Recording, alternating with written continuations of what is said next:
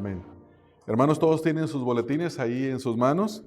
Y si ustedes se dan cuenta, el bosquejo del mensaje está en inglés en la primera parte y en la parte de afuera está en español. Entonces, tienen ahí el título del mensaje, la referencia bíblica y luego un pequeño resumen de lo que es la enseñanza en esta mañana y los dos puntos principales del mensaje. Entonces, les animo a que siempre vayan siguiendo a través del boletín. Y también, hermanos, que uno de los ejercicios que uno puede hacer, por si acaso la predicación se pone un poco aburrida y a ustedes les empieza a dar un poco de sueño, sería bueno hacer notas, porque el hacer notas nos mantiene a nosotros ocupados en la mente, despejados, y eso es de gran beneficio. El título del mensaje en esta mañana es Bendiciendo a Dios en todo tiempo. Bendiciendo a Dios en todo tiempo.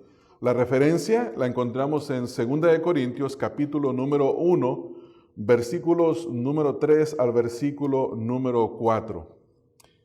Uno de los errores en la predicación contemporánea hoy en día es la premisa o el eslogan de que las personas, al aceptar al Señor Jesucristo como su Señor y Salvador, en ese momento o inmediatamente todo comenzará a caminar bien en sus vidas. Esa es una de las promesas que hacen los falsos maestros o muchos creyentes que no son falsos maestros, pero no entienden el Evangelio.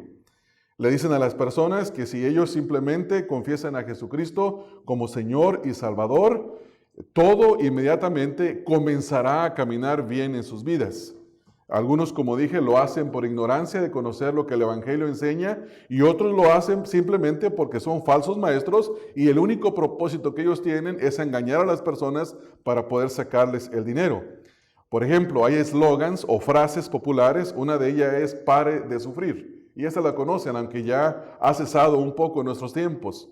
Aquellos hombres brasileños que están por toda Latinoamérica y dicen que han entrado a Europa y utilizan esta frase "pare de sufrir" con el propósito de manejarlo como un eslogan, como una frase que va a cautivar la atención de las personas y eso los va a hacer venir.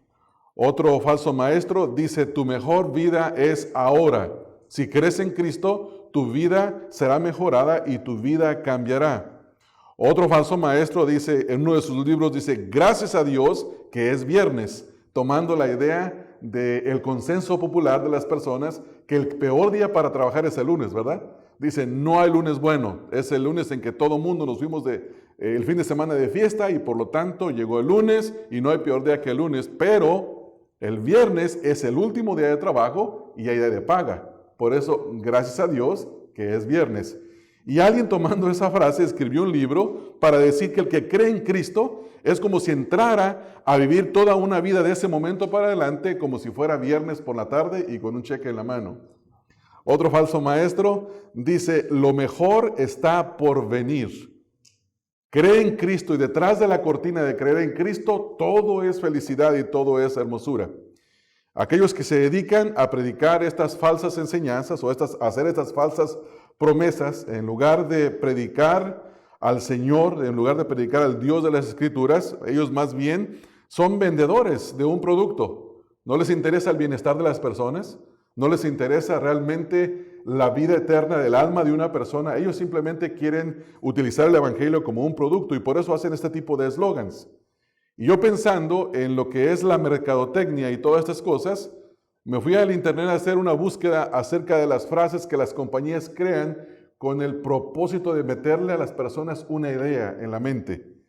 Por ejemplo, la compañía Apple, ellos tienen un eslogan que dice: piensa diferente.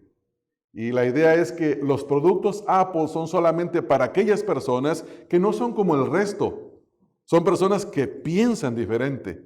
Y este producto está apuntado hacia aquellos que son creativos. Dice, si tú eres una persona creativa, si no quieres una simple computadora negra y aburrida, mejor toma una computadora que está hecha de aluminio, que está bien diseñada, que está bien simétrica. Eso sí, vas a pagar un precio premio, que son como $3,500. Otra compañía, la de BMW, la compañía tiene una frase que está en una pregunta y es: ¿te gusta conducir? Si te gusta conducir, compra BMW porque entonces vas a tener una buena experiencia. La compañía L'Oreal, que algunos de ustedes seguramente en sus casas tienen champús L'Oreal, el eslogan de ellos es, porque yo lo valgo. En una ocasión, mi padre le salió una mancha aquí en la cara del sol y le dijeron que si compraba cierta crema le iba a ayudar a protegerse del sol. Y la crema era demasiado cara. Y mi padre, por hacer una broma, dijo, no importa que sea cara, creo que lo valgo, repitiendo el eslogan de L'Oreal. La compañía Mastercard dice lo siguiente, hay cosas que el dinero no puede comprar y para todo lo demás existe Mastercard. Las baterías del conejo Energizer dice, siguen y siguen y siguen. La idea es compra Energizer porque eso sigue y sigue. Ahora, ¿cuál es el propósito de estas frases? Es estimular a la gente a dejarles un pensamiento y hacerles querer comprar el producto, ¿no es así? Bueno, los falsos maestros hacen esto, hermanos. Los falsos maestros dicen, ¿quieres venir a Cristo? Todo va a mejorar, lo único que tienes que hacer es traer una gran ofrenda, dedícala a Cristo y el Señor te va a multiplicar el 100 por 1. Entonces, si quieres tener miles de dólares, ven a Cristo y Él te va a hacer rico. O si quieres tener salud, ven a Cristo y nunca te enfermarás en la vida. Sin embargo, hermanos, cada una de esas promesas son simplemente falsas promesas. Son promesas ilusorias, no se cumplen. ¿Por qué? Porque la promesa de una vida sin sufrimiento y próspera es algo que no se encuentra en las Escrituras. Es algo que no se encuentra en las Escrituras. Es más, las Escrituras dicen todo lo contrario. El Señor Jesucristo, por ejemplo, en el Evangelio de Lucas, capítulo número 14, versículo número 25 en adelante, al versículo 33, dice la Escritura en el versículo 35, grandes multitudes iban con él. Y volviéndose les dijo, note lo que la primera cosa que Lucas indica, y es grandes multitudes iban con él, le seguían. Entonces el Señor Jesús se volvió y no les dijo, si ustedes me siguen, pararán de sufrir, su vida será próspera, los problemas se acabarán, no volverán a tener hambre. No, Él no les promete eso. Él dice en el versículo 26, si alguno viene a mí y no aborrece a su padre y madre y mujer e hijos y hermanos y hermanas y aún también su propia vida, no puede ser mi discípulo. Y el que no lleva su cruz y viene en pos de mí, no puede ser mi discípulo. Porque ¿quién de vosotros, queriendo edificar una torre, no se sienta primero? Ahora escucha la siguiente frase, y calcula los gastos, a ver si tiene lo que necesita para acabarla. No sea que después de que haya puesto el cimiento y no pueda acabar, todos los que lo vean comiencen a hacer burla de él, diciendo, este hombre comenzó a edificar y no pudo acabar. ¿O qué rey al marchar a la guerra contra otro rey no se sienta primero y considera si puede hacer frente con 10,000 a aquel que viene contra él con 20,000? Y si no puede, cuando el otro está todavía lejos, le envía una embajada y le pide condiciones de paz. Ahora vea el versículo número 33. Hay una aplicación de lo que el Señor Jesucristo acaba de decir, donde dice, así pues, cualquiera de vosotros que no renuncia a todo lo que posee, no puede ser mi discípulo. Lo que el Señor Jesucristo está diciendo aquí es que el seguirlo a Él implica un costo. Y hay que calcular el costo antes de hacer una decisión por Cristo. Antes de decir que se va a querer en Cristo, hay que calcular si realmente queremos hacer y seguir al Señor Jesucristo. Ahora, este no es el único pasaje en las Escrituras. La Escritura dice que los creyentes padecen tribulación. La Escritura nos dice y nos advierte que la tribulación significa encontrarnos en estados de adversidad, el cual puede ser físico, el cual puede ser espiritual o mental. Y uno puede ir a la Escritura y puede encontrar esto de boca del Señor Jesucristo, de boca de los apóstoles. Todo el Nuevo Testamento está impregnado de esta enseñanza. En Juan capítulo número 16, vayan conmigo a Juan capítulo número 16, el Señor Jesucristo, exhortando a sus discípulos, les hace una advertencia y les dice que en el mundo ellos tendrían aflicción, pero que debían de confiar en Él, porque Él había vencido al mundo. Ahí en Juan capítulo 16, en el versículo número 33, dice, estas cosas os he hablado para que en mí tengáis paz. En el mundo tendréis aflicción, pero confiad en mí, yo he vencido al mundo. ¿Cuál es la advertencia del Señor Jesucristo a todos sus seguidores? Que en el mundo tendrían aflicción. Y hermanos, yo no ocupo de persuadirlos a ustedes en cuanto a esto. ¿No es cierto que sufrimos aflicciones en todo tiempo? Constantemente estamos sufriendo aflicciones. En el libro de los Hechos, en el capítulo número 14, en el versículo número 22, el apóstol Pablo, después de predicar el evangelio en toda una región, dice la escritura en el capítulo 14, versículo número 22, que él vuelve y confirma los ánimos de los hermanos y dice, confirmando los ánimos de los discípulos, exhortándoles a que permaneciesen en la fe y diciéndoles, escuche esto, es necesario, esta palabra es sumamente importante aquí, es necesario que a través de muchas tribulaciones entremos en el reino de los cielos. El apóstol Pablo no predicaba el evangelio de la prosperidad, no predicaba el evangelio de la salud, no predicaba el evangelio libre de problemas. Él dice, es necesario que a través, no de algunas tribulaciones, sino de muchas tribulaciones, y luego dice, entremos. Esto quiere decir que no solamente era para algunos, es para todos. Entremos. Esto implica a todos aquellos que hemos creído en Cristo en el reino de los cielos.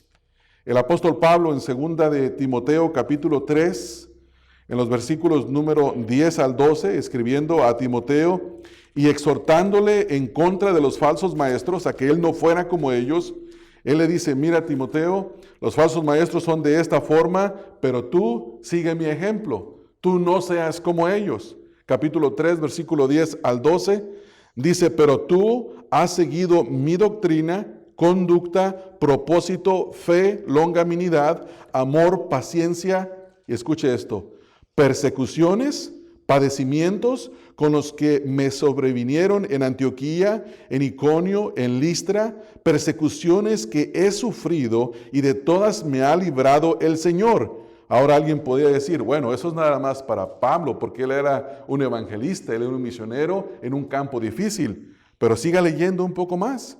Y también, dice Pablo, todos los que quieran vivir piadosamente en Cristo Jesús, ¿cuál es la promesa? Padecerán persecución.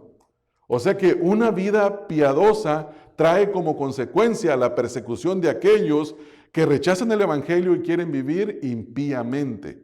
Ahora, uno que se dice ser cristiano y no tiene ninguna clase de persecución, posiblemente lo más seguro es que no vive una vida piadosa.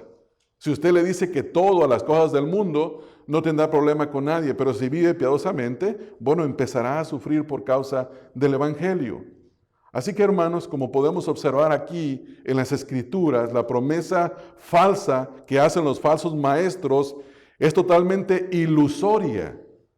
Es como un truco de ilusión, donde un mago hace un truco, pone a una mujer sobre una mesa, la cubren con una tela, y luego quitan la tela y la mesa ya no existe. Y luego toman un serrucho, cuando las meten en la caja, le parten por la mitad y luego dividen a la mujer en dos partes.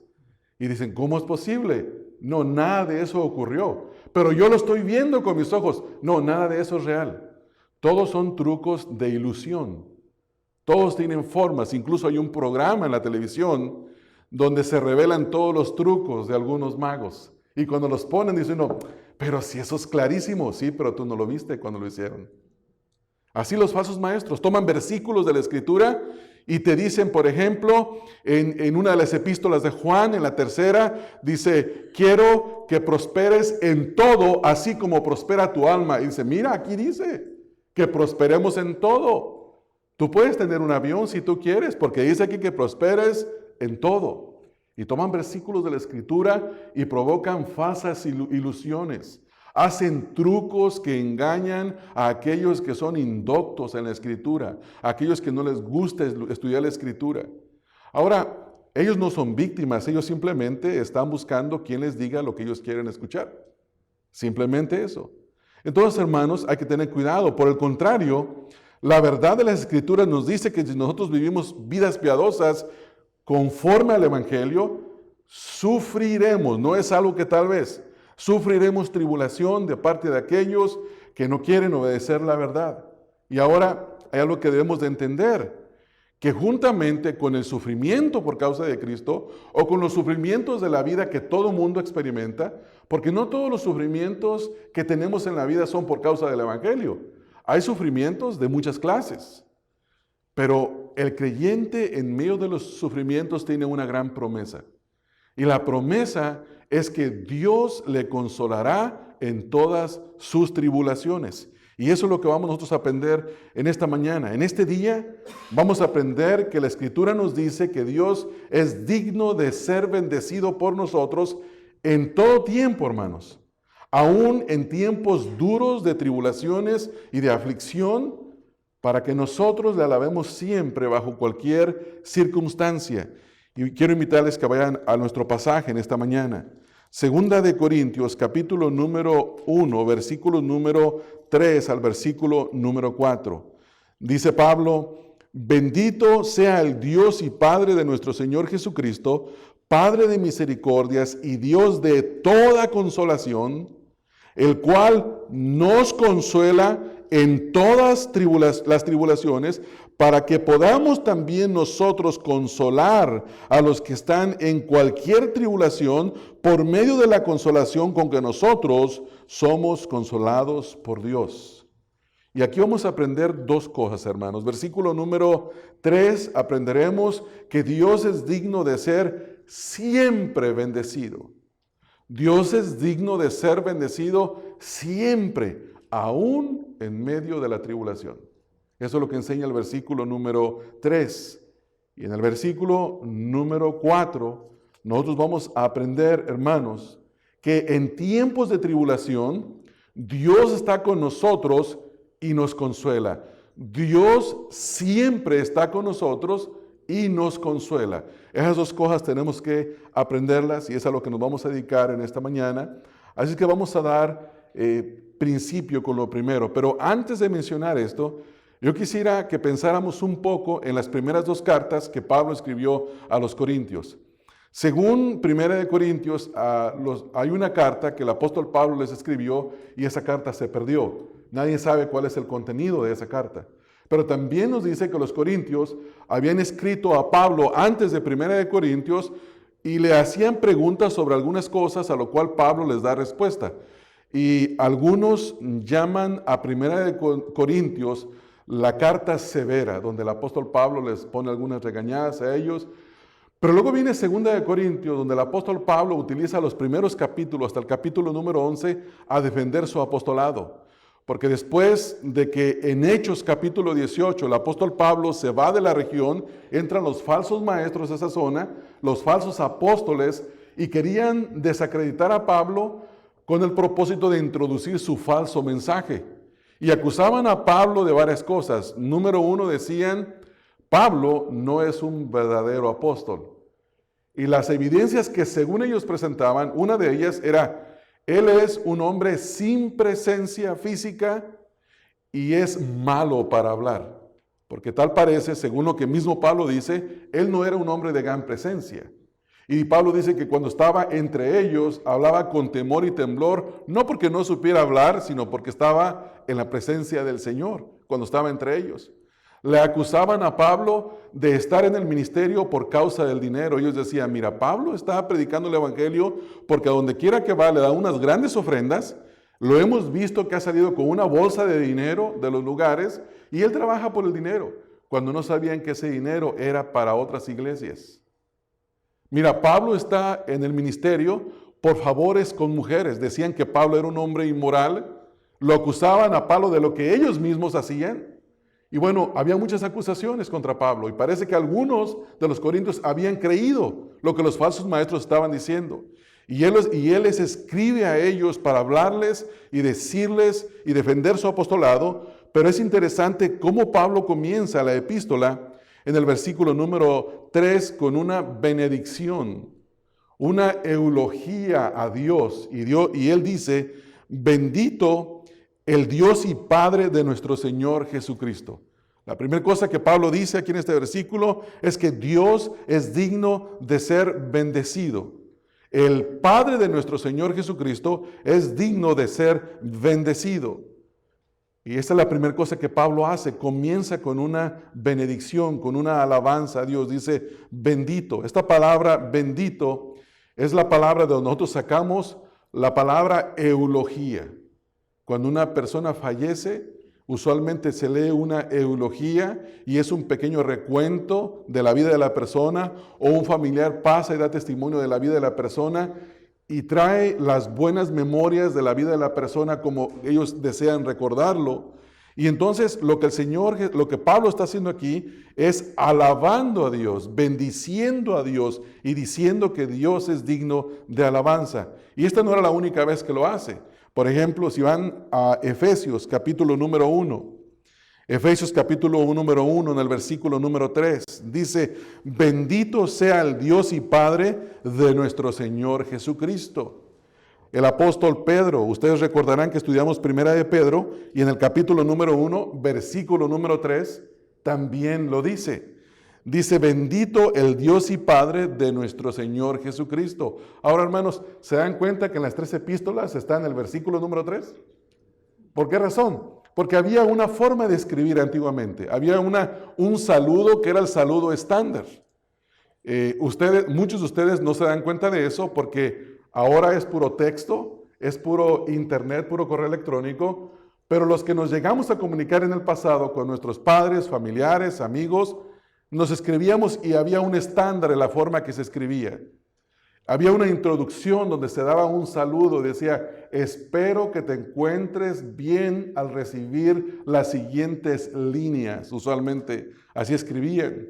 Y luego entraban al punto que querían comunicar y así eran las cartas como se escribían. Entonces Pablo comienza haciendo esto y es importante que Pablo comienza bendiciendo a Dios. Esta es la primera cosa, trae una bendición a Dios. Pero noten, hermanos, que no simplemente es un deseo de bendecir a Dios, sino que hay una razón específica aquí en el versículo. Noten lo que dice aquí en primer lugar, bendito sea quien, hermanos. ¿Qué dice? Dios es digno de ser bendecido. ¿Por qué dice Pablo, Dios es digno de ser bendecido? Y la razón por la que Pablo adora a Dios es porque él llegó al conocimiento del único y verdadero Dios. Y luego dice, Dios y Padre ¿de quién? De nuestro Señor Jesucristo. Porque la única forma de conocer a Dios el Padre es a través del mediador que Dios ha establecido, el Señor Jesucristo. Esa pequeña frase, hermanos, contiene todo el Evangelio. Todo el Evangelio. Porque hay un solo Dios, que es el creador de los cielos y la tierra. Ese creador de los cielos y la tierra es santo, es justo. Y ese creador de los cielos y la tierra, santo y justo, al cual ningún hombre por causa del pecado se puede acercar, envió a su Hijo Jesucristo, lo puso como la propiciación, como el pago por nuestros pecados, y solamente a través de su Hijo se puede uno llegar a Él. Y eso es lo que está diciendo Pablo. Por eso dice, bendito el Dios y Padre de nuestro Señor Jesucristo. Jesucristo, dice la Escritura, Jesús mismo dijo que Él era el único mediador, que Él era el único camino al cielo. Él dice en Juan 14:6, Él dice, yo soy el camino, la verdad y la vida. Y luego trae una frase que en estos días sería una frase totalmente intolerante como lo fue en el tiempo de Él. Nadie viene al Padre sino por mí. En aquel tiempo fue un escándalo y en el día de hoy sigue siendo un escándalo porque las personas pueden llegar a pensar que pueden llegar a Dios a través de otros mediadores, pueden llegar a Dios a través de propios méritos personales, pero la Escritura es enfática y la Escritura discrimina, la Escritura expulsa, aparta cualquier otro medio de llegar a Dios, solamente a través de Jesucristo. Y el que no está en Cristo no tiene acceso a Dios. El que tiene al Hijo tiene la vida. El que rehúsa creer en el Hijo de Dios, la ira de Dios está sobre él. Entonces, y esto no solamente lo dijo el Señor Jesucristo, lo dijeron los apóstoles. En Hechos capítulo 4, versículo 12 dice, porque hay un solo nombre dado a los hombres debajo del cielo en el que podamos ser salvos. en el Señor Jesucristo. ¿Por qué dicen debajo del cielo? Lo que están diciendo los apóstoles con esa frase es que en el cielo está Dios, nosotros estamos en la tierra y Dios, quien está en el cielo, dio a un mediador. Y ese mediador es Cristo Jesús. Pablo dice también en 1 de Timoteo 2:5, porque hay un solo Dios y un mediador entre Dios y los hombres, Jesucristo hombre. Existe un solo Dios, no hay muchos dioses.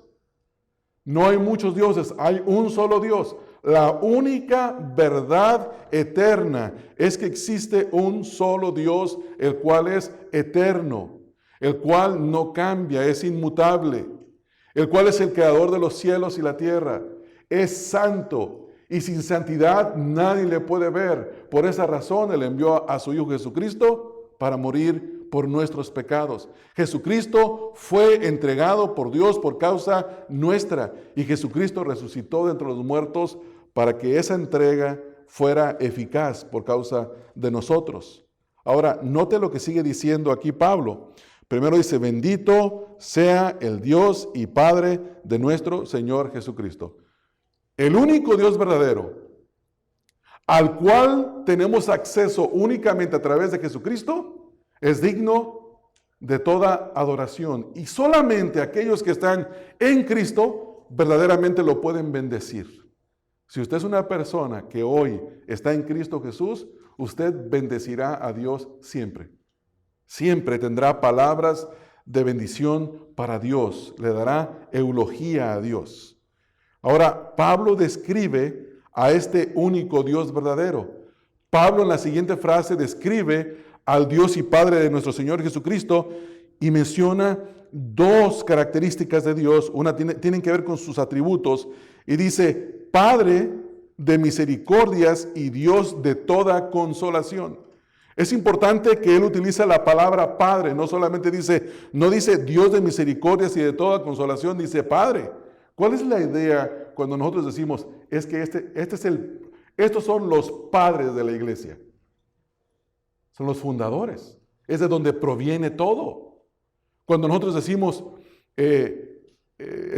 los hombres de Microsoft y de Apple, Steve Jobs, y no me recuerdo cómo se llama, o Bill Gates, dicen, son los padres de la tecnología moderna. De ellos viene. Y lo que Pablo está diciendo aquí es que Dios es el único de quien proviene la misericordia y la consolación que recibimos. Dios es un Dios de misericordias, plural. No una sola clase de misericordia. Dios es Dios de misericordias. Dios es misericordioso. Y Dios es Dios de ¿qué, hermanos? De toda consolación. Si una persona necesita recibir misericordia, no importa cuáles sean las circunstancias que esté viviendo y experimentando, Dios le puede ofrecer misericordia y Dios le puede consolar en cualquier tribulación que se encuentre. Es decir, que Dios es suficiente para consolarnos. No hay nada que Dios no pueda consolar a aquellos que confían en Él a través de Cristo Jesús. Y esto es lo que Pablo está diciendo.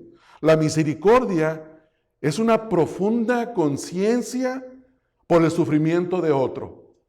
Si usted quiere saber si hay alguien que comprende nuestro sufrimiento, es Dios. Dios es el único ser que comprende verdaderamente nuestra condición. Nadie tendrá comprensión por lo que nosotros pasamos mejor que Dios. Ni tu esposa, que es la persona que más íntimamente te conoce, ni tus padres, ni tus propios hijos, ni tus amigos más cercanos, ni tu pastor tienen el conocimiento que se necesita para tener una misericordia profunda. El único que tiene esta profunda conciencia de tu sufrimiento es Dios. Por lo tanto, solamente de Él podemos esperar una perfecta consolación. ¿No es así, hermanos? La consolación es traer estímulo, consuelo o tranquilidad sobre una situación. Si estamos atribulados, nos sentimos estresados. Muchas veces nos sentimos tristes, confundidos, ansiosos. Pero Dios, quien es misericordioso y ve toda nuestra ansiedad. Por eso dice Pedro, en segunda de Pedro, dice que echemos toda nuestra ansiedad sobre Él, porque Él tiene cuidado de nosotros. Él tiene cuidado de nosotros. Entonces, Pablo dice que Dios es Padre de misericordias y Dios de toda consolación. Note lo que el versículo sigue diciendo más adelante. Aparte de que Dios es misericordioso y consolador, por esta razón, hermano, nosotros podemos confiar en Él. Y podemos confiar que Él nos va a consolar en tiempos de dificultad, en tiempos difíciles. Mire lo que Pablo dice aquí en esta misma epístola. En el versículo número 8, 2 Corintios 1:8, porque hermanos, no queremos que ignoréis acerca de nuestra tribulación que nos sobrevino en Asia. Ahora, fíjese cómo describe él la tribulación. Pues fuimos abrumados sobremanera más allá de nuestras fuerzas, de tal modo que aún perdimos la esperanza de conservar la vida. ¿En qué condición se encontraba Pablo junto con Bernabé cuando estaban ellos en Asia? En la peor de las circunstancias, una situación totalmente desesperante, que llegaron a un punto en que dijimos, despidámonos de este mundo. Hermano, fue un placer haberte conocido. Qué bueno que hicimos estos viajes misioneros. Qué bueno es que predicamos el Evangelio. Nos espera la muerte. A ese punto llegó Pablo, de perder toda esperanza. No que dijeran, aquí se acaba todo y aquí muere todo. No, el Señor, en tus manos encomendamos nuestro espíritu. A ese punto llegaron ellos. Y mire lo que dice en el versículo 9. Pero tuvimos en nosotros mismos sentencia de muerte para que no confiásemos en nosotros mismos, sino en Dios que resucita a los muertos. O sea que en medio de esa dificultad, en medio de ese estrés, como él lo expresa aquí en el versículo número 8, dice sobremanera, más allá de nuestras fuerzas, de tal modo que perdimos aún la esperanza de conservar la vida. En medio de esa situación, Dios les hizo pasar para que ellos pusieran su confianza en Dios.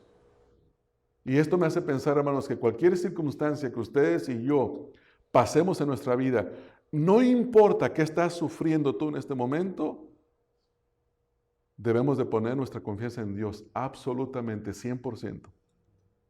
Gracias a Dios por los hermanos que nos consuelan. Gracias a Dios por la familia que llora con nosotros. Gracias a Dios por los que nos escuchan. Gloria a Dios por ellos, porque son medios de consolación. Pero sobre todo, pongamos nuestra confianza en Dios. En Dios. Y eso es lo que Pablo quiere que usted y yo aprendamos. Bendito sea el Dios y Padre de nuestro Señor Jesucristo, Padre de misericordias y Dios de toda consolación. Dios es digno de ser bendecido entonces, porque Él es el Padre de nuestro Señor Jesucristo, por quien tenemos comunión con Él, y porque es Dios y es Padre de misericordias y de toda consolación.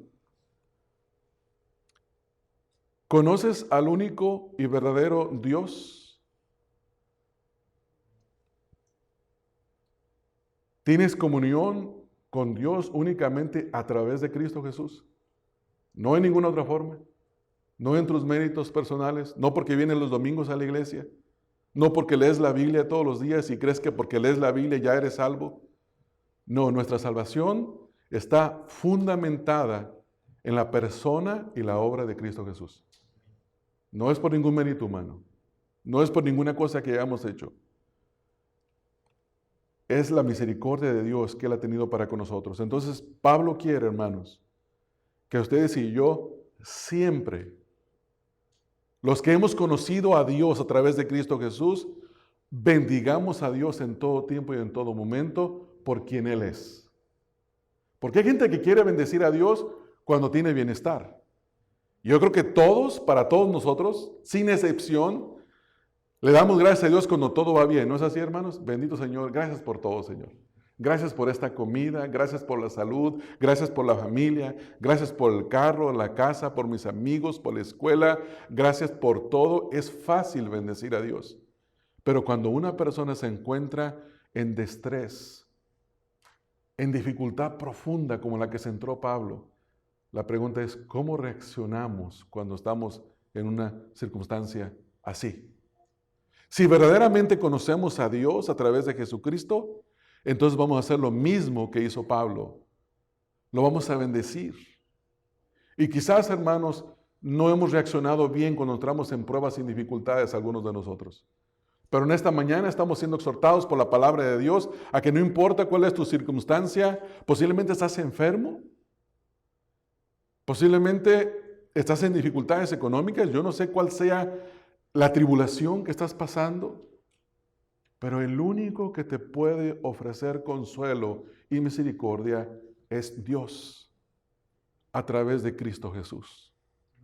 Por eso es imperativo que vengas a Dios a través de Cristo Jesús y no a través de ningún otro. En segundo lugar, Pablo dice que en tiempos de gran tribulación o en tiempos de tribulación, Dios está con nosotros o siempre está con nosotros y nos consuela. Ahora, necesitamos entender a alguien. ¿Para quién es la promesa del versículo número 4? La promesa que encontramos aquí dice, Pablo afirma y dice, el cual nos consuela. Dice que Dios, quien es Padre de nuestro Señor Jesucristo, Dios de toda misericordia, Dios de consolaciones, Él nos consuela. ¿Cuándo? Siempre. Y dice, en todas nuestras tribulaciones. Vamos a ver la primera parte del versículo. Hay la promesa de las Escrituras de que Dios nos consuela en todas nuestras tribulaciones. Pero si leemos el contexto, esta promesa está hecha para aquellos que reconocen al único Dios, al Creador de los cielos y la tierra, y que se han acercado a Él a través de Jesucristo. Porque no podemos acercarnos a Dios a través de Buda, no podemos a través de María, a través de alguno de los santos, y con esto me refiero en el contexto católico a las imágenes. No podemos acercarnos a través de Santo Toribio, por más piadoso que parezca, ¿verdad? No podemos acercarnos a Dios a través de nadie, sino a través de Jesucristo. Esa es la enseñanza de las Escrituras. Y yo puedo entender tu contexto. Si tus papás te enseñaron una cosa, una religión, y tú tienes tu confianza y tú puedes decir, no, es que esto es lo que yo creo y yo sé que esto es así. Bueno, eso es lo que tú crees y tú crees que es así, pero la realidad es que solamente hay un Dios y hay un solo mediador entre Dios y los hombres. Y nadie puede recibir la consolación de Dios y bendecir a Dios en medio de la tribulación si no es consolado por Dios. Y Dios traerá consolación a sus hijos, así como tuvo consolación y misericordia para con Pablo. Si ustedes van, hermanos, al contexto de este pasaje en el capítulo número 11, el apóstol Pablo hace una lista de todos sus sufrimientos, los cuales no los vamos a leer porque obviamente es una lista inmensa, pero si ustedes tienen tiempo en sus casas, léanla. 2 de Corintios 11, versículo número 16 hasta el 33. Y Pablo utiliza todos estos versículos, hermanos, ocupa 17 versículos, 18 versículos para hablar de la lista de tribulaciones. Y él dice, es increíble, y ustedes pueden comenzar a verla en el versículo 23. Son ministros de Cristo, como si estuviera loco hablo, yo más, en trabajos, en abundante, en azotes sin número, en cárceles, más, en peligros de muerte muchas veces.